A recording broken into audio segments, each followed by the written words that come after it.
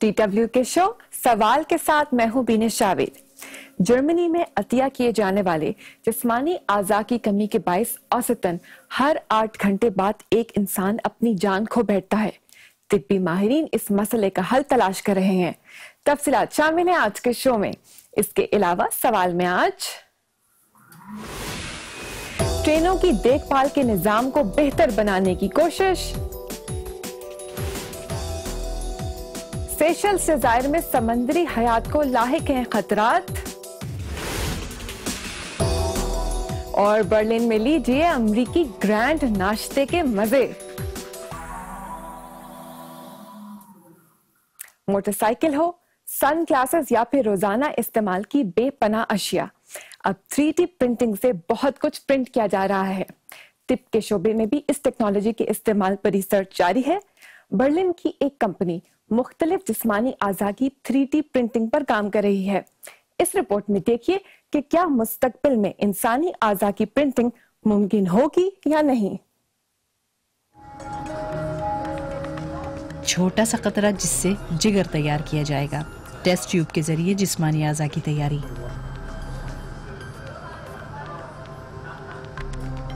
لٹز کلاکے کا ہدف بہت واضح ہے، اپنی کمپنی کی طرف سے مصنوعی جسمانی اعضاء کی تیاری۔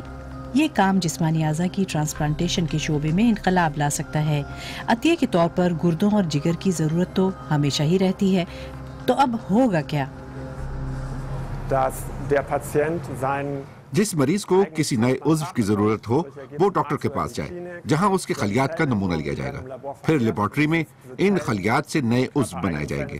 نئے عضو کا ڈھانچہ مریض ہی کے خلیات سے بنایا جاتا ہے۔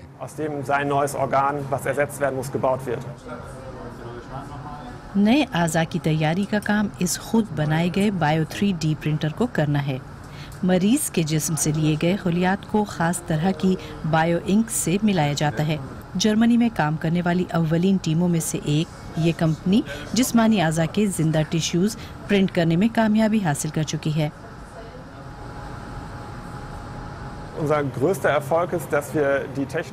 ہماری سب سے بڑی کامیابی یہ ہے کہ ہم اس ٹیکنالوجی کو وہاں تک لے آئے ہیں جہاں یہ اب ہے۔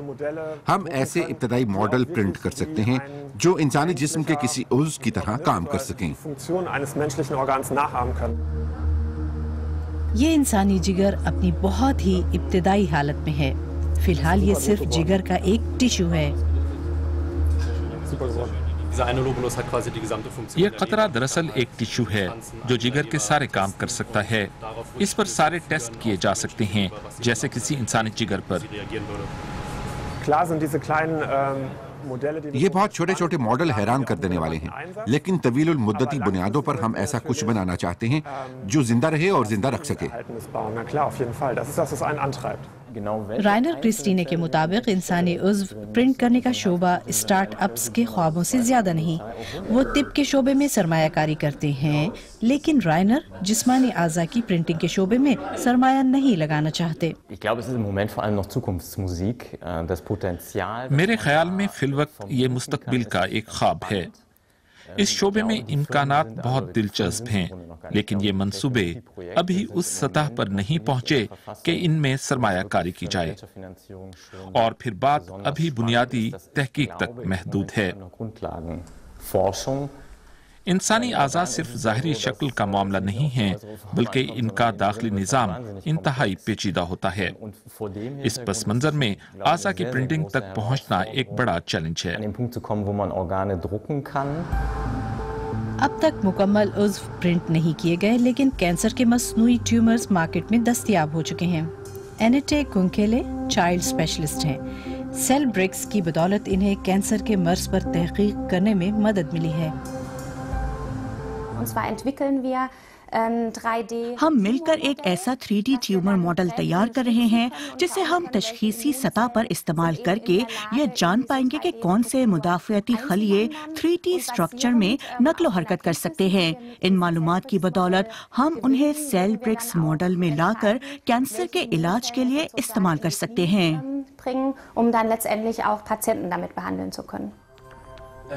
اب تک یہ سٹارٹ اپ کمپنی منافع نہیں کما پائی اور نہ ہی کوئی بڑی سرمایہ کاری ممکن ہوئی ہے۔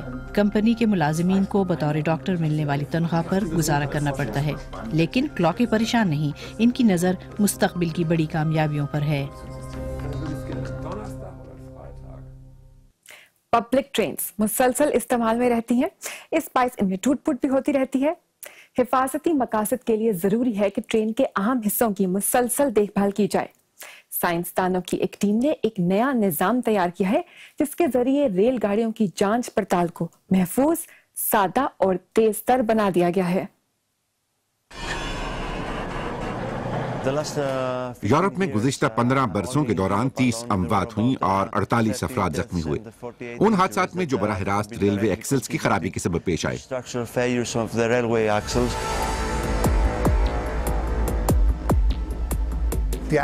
ایکسل پر بہت زیادہ وزن ہوتا ہے اور یہ مسلسل دباؤ میں رہتے ہیں،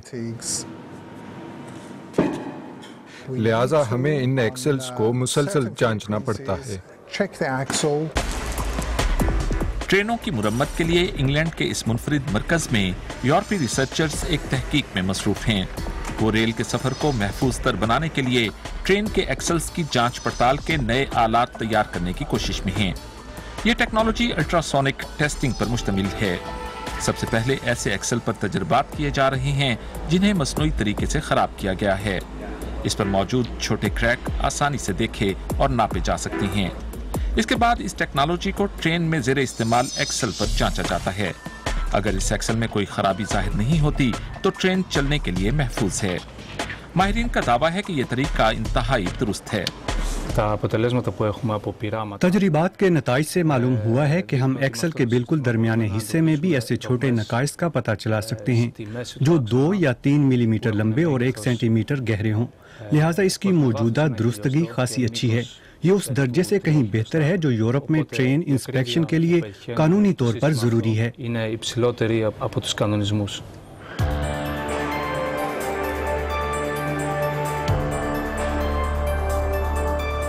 ماہرین کو اس ایکسل انسپیکشن ٹیکنالوجی کے ان نئے پروٹوٹائپس کی تیاری میں 3 برس لگے۔ انہیں بڑے چیلنجز کا سامنا رہا۔ ہمارا سب سے بڑا مقصد ایسا سسٹم تیار کرنا تھا جو ہر ممکن حد تک مختلف طرح کی موٹائی اور جیومیٹری کے حامل ایکسلز کی جانچ کر سکے، لہٰذا ہمیں ایک ایسا سسٹم ڈھونڈنا تھا جس میں اس حوالے سے تغیر لایا جا سکے، اور اس کا اطلاق مثال کے طور پر ایکسل کے اندر بہت سے اہم حصوں پر ہوتا ہے، جیسے مختلف ایکسل کی مختلف موٹائی اور پھر اس کے آخری حصوں کے درمیان فاصلہ وغیرہ۔ تیز رفتار ٹرینوں میں مثال کے طور پر ایسے ایکسل استعمال ہوتے ہیں جو درمیان سے خالی ہوں، لہٰذا محققین کو مختلف طرح کے سینسرز تیار کرنا پڑے جو ان ایکسل کے اندرونی اور بیرونی دونوں سطحوں کو جانچ سکیں۔ اس مقصد کے لیے انہیں مختلف ٹیکنالوجیز کو یکجا کرنا پڑا۔ ہم نے 2 مختلف ٹیکنالوجیز کو یکجا کیا، الٹرا ساؤنڈ اور electro magnetic technology. Ultra sound technology ہمیں بیرونی سطح کی جانچ میں مدد دیتی ہے، جبکہ اندرونی سطح کی جانچ کے لیے ہم الیکٹرو میگنیٹک ٹیکنالوجی کا استعمال کرتے ہیں۔ یہ نیا پورٹیبل انسپیکشن سسٹم موجودہ نظاموں کی نسبت تیز، کم خرچ اور آسان استعمال کے لیے تیار کیا گیا ہے۔ یہ ریل کمپنیوں کے مینٹیننس ڈپارٹمنٹس کے لیے ایک اچھی خبر ہے۔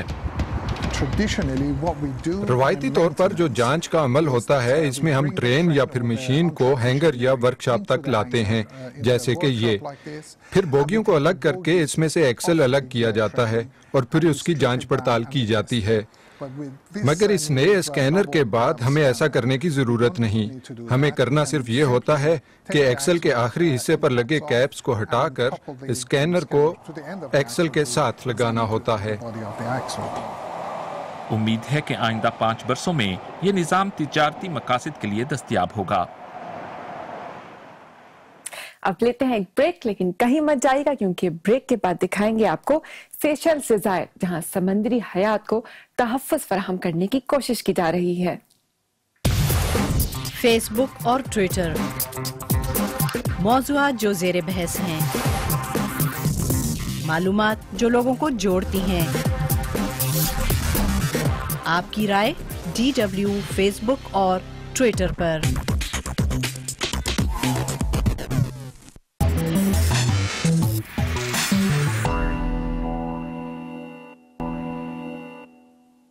سیشلز جزائر کا نام سنتے ہی بہت خوبصورت ہالیڈے مقام کا تصور ذہن میں آتا ہے، لیکن یہاں زیر آب مونگے کی چٹانیں یا کورل ریفز سمندری درجہ حرارت میں اضافے کی وجہ سے شدید خطرات کا شکار ہیں۔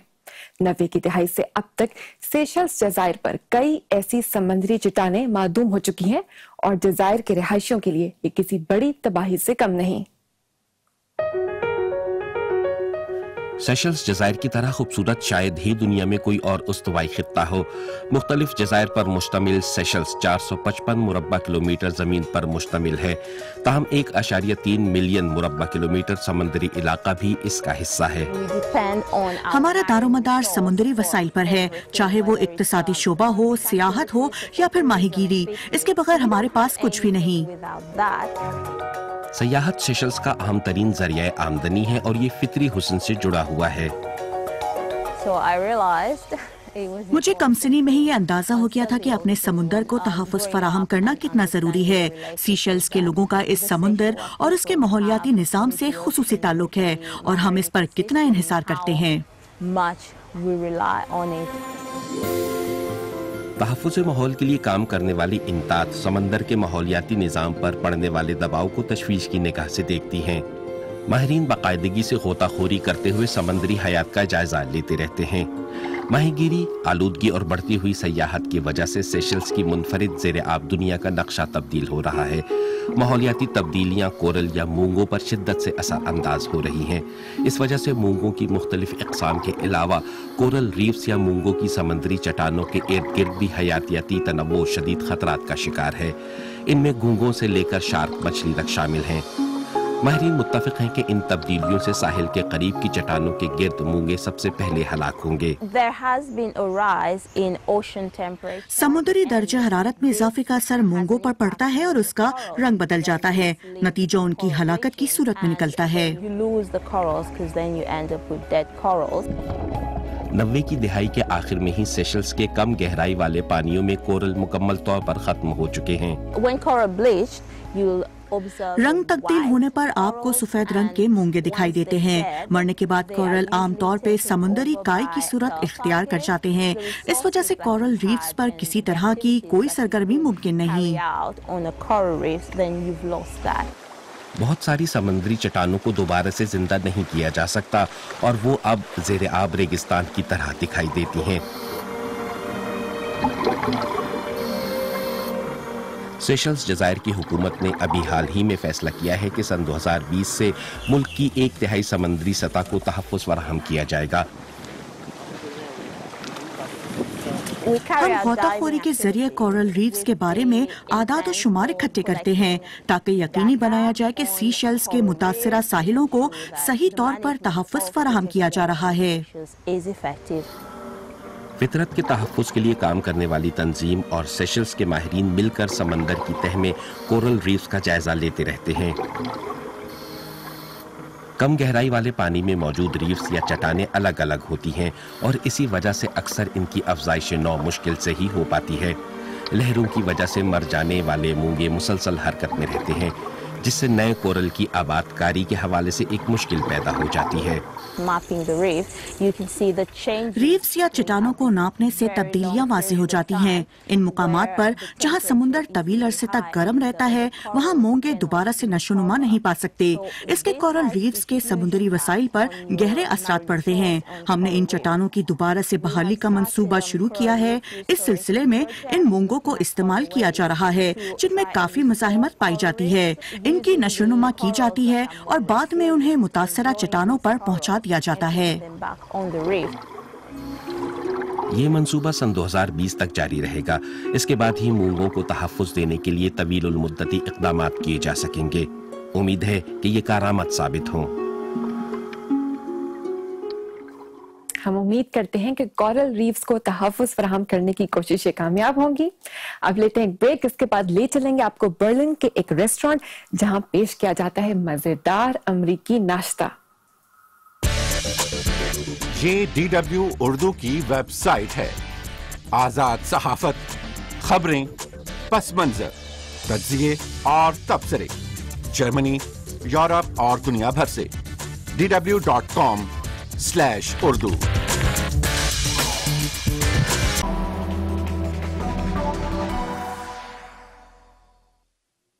गर्मा गर्म मजेदार डिशेस और लामहदूद कॉफी के साथ 24 घंटे दस्तयाब रहने वाला नाश्ता।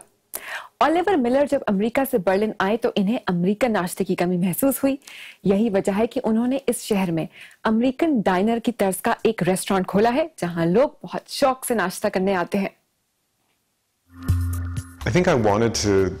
मेरे ख्याल में जैसे ही मुझे अंदाजा हुआ कि बर्लिन में काम करने के खातिर ख्वाह मौके हैं, उसी वक्त मैंने यहाँ रहने का फैसला कर लिया था। जैसे जैसे मेरी मुलाकात इन अफराद से हुई जो अपना कारोबार कर रहे थे, मैंने सोचा कि ज़ाती बिजनेस के लिए ये शहर जबरदस्त है। ओलिवर मिलर सन 1972 में सैन फ्रांसिस्को में पैदा हुए थे। भाइयों में वो सबसे छोटे और तीसरे नंबर पर थे। 7 साल बाद ये खानदान न्यू मैक्सिको शिफ्ट हो गया। ओलिवर आर्किटेक्ट पढ़ने के साथ साथ फनकाराना सरगर्मियों में भी दिलचस्पी रखते थे। उन्हें उनके कुछ साथियों के हमरा बर्लिन से 30 किलोमीटर दूर पोर्ट्सडाम नामी शहर में एक नुमाइश में मदऊ किया गया। सन 2000 में यूनिवर्सिटी की डिग्री मुकम्मल करने के बाद ओलिवर बर्लिन मुंतकिल हो गए। उनके पास जर्मनी का महदूद वक्त का वीजा था और कोई ठोस मनसूबाबंदी भी नहीं थी। इस अमरीकी शहरी ने जल्द ही एक बार या शराब खाना खोला जो इस कदर कामयाब हुआ कि कुछ सालों के बाद ये बार नालू डाइनर रेस्टोरेंट में तब्दील हो गया। रेस्टोरेंट बनाने का ख्याल मुझे असल में उस वक्त आया जब मैं क्लब जाया करता था और रात देर तक मुझे ऐसे खानों की ख्वाहिश होती थी। अमेरिका में 24 घंटे डिनर नाश्ता दस्तयाब होना आम सी बात है। सुबह के 4 बजे हो या 5, और साथ जितना दिल चाहे कॉफी पिएं। अमरीकी नाश्ते का मतलब है मुतनव्वे अशिया। नालू डाइनर में मेहमान अपना खाना खुद ले सकते हैं, यानी सेल्फ सर्विस। नाश्ते का मरकजी जूस अंडे से बनी डिशें हैं जिन्हें मुख्तलिफ अंदाज से खाया जा सकता है, कभी टोस्ट के साथ तो कभी आलू के पैनकेक्स के साथ। नालू डाइनर में नाश्ते के अलावा क्लासिक बर्गर भी सर्व किए जाते हैं। मुझे खास बात ये लगी कि आप जितनी चाहें कॉफी पिएं, ये जबरदस्त है। इसके अलावा रेस्टोरेंट की वेट्रेसेस की मेहमान नवाजी और दोस्ताना अंदाज भी बेहद काबिल तहसीन है। मैं अमेरिका में 1 साल से रह रही हूँ। ये बिल्कुल अमेरिकी डाइनर की तरह है। मुझे कोई फर्क ही महसूस नहीं हुआ। खाना बेमिसाल है। ये मैदे को भारी नहीं करता। एक बार खाएं तो बार बार आने को जी चाहता है। गर्म खानों की बात की जाए तो अमरीकी नाश्ता यूरोपीय कॉन्टिनेंटल नाश्ते से मुख्तलिफ है। अमेरिकन ब्रेकफास्ट की तैयारी बहुत आसान है और ये जल्द बन जाता है। अमेरिका में इसे शॉर्ट ऑर्डर कुकिंग भी कहते हैं। पैनकेक्स का शुमार ब्रेकफास्ट क्लासिक्स में होता है। इसके लिए गूंधे हुए आटे को लैसदार होना चाहिए। आमीज़े को अच्छी तरह फेंटने के बाद फ्राइंग पैन में डालना और फौरन पलटना होता है। नालू डाइनर में घर की बनी पेटीज भी पेश की जाती हैं। किसी भी अमेरिकन नाश्ते का अहम हिस्सा अंडे से बनी डिशेस होती हैं। ऑमलेट की एक किस्म डैनोर में मिर्च और सूअर का गोश्त इस्तेमाल किया जाता है। अमेरिका में नाश्ते के तमाम अज्जा एक ही प्लेट पर सर्व किए जाते हैं।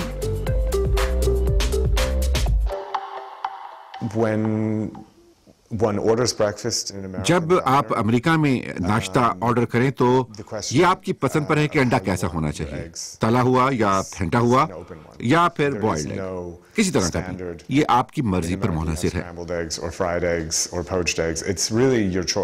साल में कम से कम 2 मरतबा ओलिवर मिलर अपने आबाई वतन अमेरिका जाते हैं और कभी कभी वो अमेरिका वापस जाने के बारे में भी सोचते हैं। शायद वो कभी वापस चले ही जाएं। तो कैसा लगा आपको आज का शो? कौन सी रिपोर्ट थी सबसे ज्यादा दिलचस्प? जरूर बताएं #सवाल के साथ हमारे फेसबुक पेज और ट्विटर अकाउंट पर। سوال میں شامل رپورٹس دیکھنے کے لیے آپ وزٹ کر سکتے ہیں سوال کا خصوصی پیج ہماری ویب سائٹ dw.com/urdu پر۔ اب دیجیے ہمیں اجازت، آئندہ ہفتے پھر حاضر ہوں گے سائنس کی دنیا کی حیرت انگیز رپورٹس کے ساتھ۔ تب تک کے لیے خدا حافظ۔